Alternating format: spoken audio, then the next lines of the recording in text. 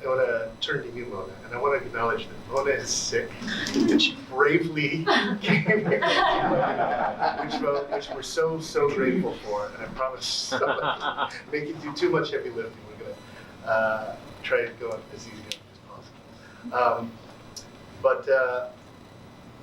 I want to, like the play we're going to hear a little bit from, We Swim, We Talk, We Go to War, had a production recently. It's a play that you wrote on a fellowship process here at the Lark over quite a long time, and involves this conversation that's very personal, right? That is rooted in some ways about conversations that you actually have. Yeah. I'll stop talking for you. No, it's okay.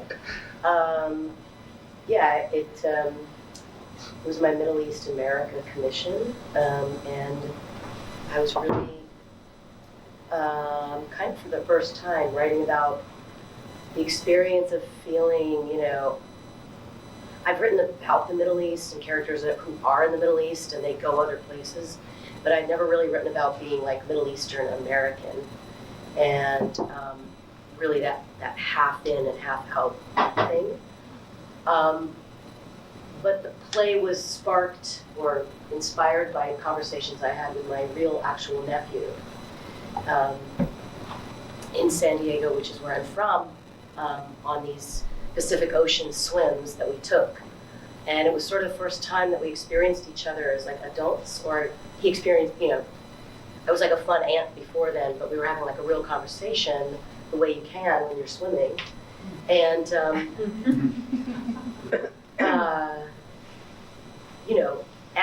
it became a play that was not incumbent on me being in it, which was great, because I don't want to act anymore. And, but it's an aunt and her nephew. So she's half Lebanese, and very much so. And he's a quarter Lebanese, but really kind of not into it. And he wants to be an Apache pilot. And so you have these two people who love each other. I mean, I was starting that play, as you say, a while ago, sort of long before this current regime came to power. And the idea of being able to talk to other people, now it feels very like important or something. But I started working on it before that, just this thing of like, if I saw the bumper sticker on his car, on anyone else's car, I would be like, that, how can I always curse when I'm here. That is a fucking asshole. That's how I would feel about that person. But I can't, because I love him. I've known him since day one. So that's the play, and it's a very spare play. And at the sides you have an American who plays the American soldier, and an Arab who plays the Arab soldier. And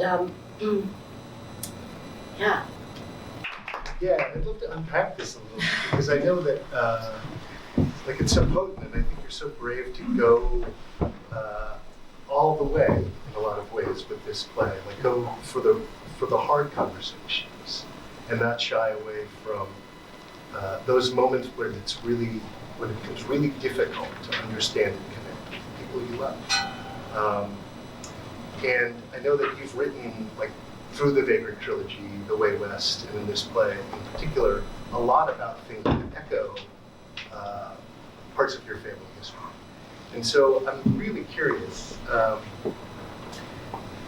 just about how much of that, like whether there's a sense of it being rooted in any kind of personal catharsis, personal questioning, just unpacking of your own relationship to your past and what it is to move forward. God, that's such a good question. I think as I got deeper into this play, what I wanted to do was sort of not skewer, but I really wanted to look at the aunt, because I was like, okay, so I'm Mona, who grew up in San Diego, saw yellow ribbons, and I was like, fuck that, and I was like, very much a classic, like, knee-jerk liberal, right? So, but I started to really just consider the fact, right, that a large portion of our population is in the military at any given moment. And I also along the way read a couple of books by someone named Andrew Basovich, who himself was a soldier, maybe a commander, and now teaches. And he wrote a lot about how through the years and in the moment we're in now, we've sort of essentially outsourced the military so that I cannot know about it, right? So that I can be like, okay, that's happening, but it's actually not connected to me whatsoever. So I was thinking about the theme of this, and I thought, well, there's something actually quite tyrannical about that, right? The setup that and a lot of it has to do with class. It didn't in the case of my nephew, but a lot of the people I talked to, that's what it was about. I became friends along the way with, I happened to sit on a plane next to someone in fatigues, and I thought, oh my God, we're going to California from New York, how many got through this flight?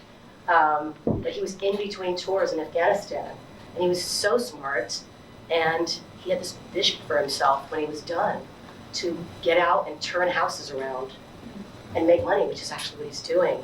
But it was just eye-opening for me to look at, you know, in the gentlest way possible, why would you want to do this? So I don't even know if that answered your question. But the other thing that was, I guess, surprising in the playing of the play is that you see the aunt has this yearning for homeland, but you also, she's not exactly Arab. So you sort of see her in a scene there, and she doesn't speak Arabic. She really doesn't know, you know, like what this man is saying to her. She's sort of projecting all this stuff. And I found people kind of connected to that. People who have, you know, heritage elsewhere. That when you go there, you know, and you're just full of feeling, someone could look at you and be like, you're American. I know you're American. You don't have to say a word, you know. So what is that like to have that sort of, you know, so it's very real for her. And she kind of constantly is saying to him, what about that part of you? So in that way, it was probably the most about me than any of the plays. But I was happy that people who weren't necessarily Arab or weren't Lebanese felt that. And there's a rage, there's a scene where she talks about going there, and this is something that happened to me. And I tried to set it up like one of those stories that you share with someone and then you're like, you realize there's some sketchy things in it, and they start to grab hold of those, and you're like, no, it wasn't as bad as you think. But, you know, I went to go to this, these ruins, and it was in the north, and only after did I realize, well, nobody's going there right now. It's a bad time to go there. And, you know, we're directed off the side of the road by this like old man with like a machine gun, and my friend who's driving the car is Lebanese, so he's like, okay. I mean, he's seen everything. He's been through a 15-year civil war. And then I'm like, what was that? And he goes, well, it's Hezbollah, and, you know, they have a, you know, served like a mosque. It's happening today, so I got to go around. So I used it as a way to sort of, for her to drop the story, and then the nephew's like, what? And his response is like, we got to go in there and fix that. We got to fix that problem. That should not be happening. And it's so much more complicated than that, especially in Lebanon, which is all these regional, the proxy place for so many other countries and dynamics. And there's an anger with her that, you know, and she sort of, it gets the angriest you ever see her. And she says, why are some countries perpetual travel warnings? You know, and other places are like Rome and the Colosseum. You know, this should be like Rome. Why is that not true? And they both agree that it should be like Rome, but his solution is different than her solution. And I did not seek in this play to dismantle all of American foreign policy, because A, I don't know how to do that, and B, I don't want to sit in a play that's honed to do that in the amount of time I had, but C, I really had to keep it localized with them. But I think it did offer people a chance to sort of reflect. We had a couple pop-out moments that actually started here, where we asked people to say, like, they fill out cards saying, what are all the wars the US has been in your lifetime? So that was an interesting moment too. And what people call wars is interesting.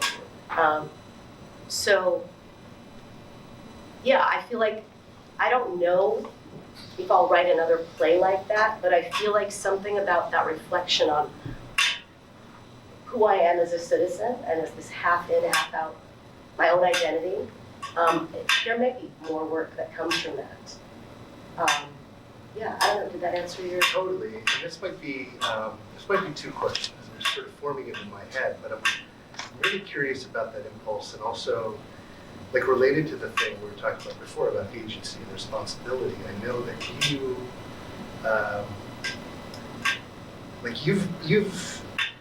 like you talk about being half in, half out, but you've exhibited in your own life an incredible amount of leadership within a particular artistic cultural community.